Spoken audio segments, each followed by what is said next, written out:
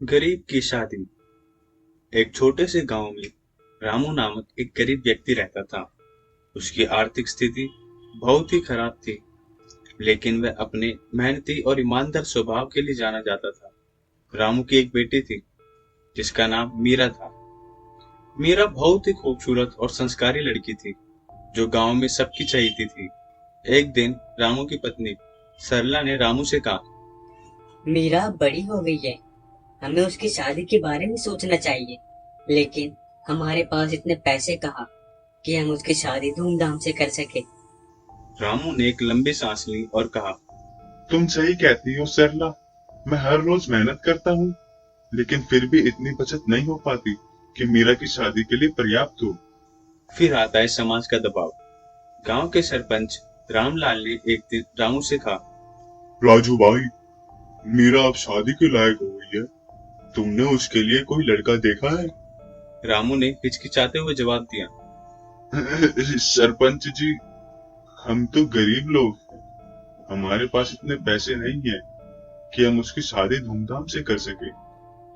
रामलाल ने रामू को सांत्वना दी। पैसों की चिंता मत करो रामू, गांव के लोग तुम्हारी मदद करेंगे। हम सब मिलकर मीरा की शादी का इंतजाम करेंगे। गांव के लोगों ने रामू की मदद के लिए हाथ बढ़ाया। किसी ने खाने पीने का सामान दिया तो किसी ने शादी के लिए कपड़े और गहने दिए। गांव की महिलाएं भी मीरा की शादी की तैयारियों में जुट गई थी। गांव के छोटे से मंदिर में मीरा और उसके पति के लिए पंडाल सजाया गया। गांव के लोग खुशी खुशी शादी में शामिल हुए। शादी के बाद विदाई का समय आया।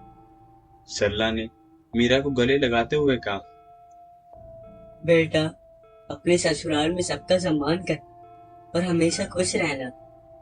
मीरा ने आंखों में आंसू भरते हुए कहा। माँ, मैं आपके दिए संस्कारों को कभी नहीं भूलूंगी। रामू ने भी आंखों में आंसू लिए मीरा को आशीर्वाद दिया और कहा, बेटा, हम गरीब हो सकते हैं, लेकिन हमारे संस्कार और प्यार अमीर है। तुम अपने ससुराल में यही प्यार फैलाना। मीरा की शादी खुशी खुशी संपन्न हुई और सब लोग खुश थे। गांव के लोगों ने एकजुट होकर रामू की बेटी की शादी करवाई, जो सबके लिए एक प्रेरणा का स्रोत बन गई। इस कहानी से हमें यह सीख मिलती है कि प्रेम और सहयोग से किसी भी कठिनाई का सामना किया जा सकता है।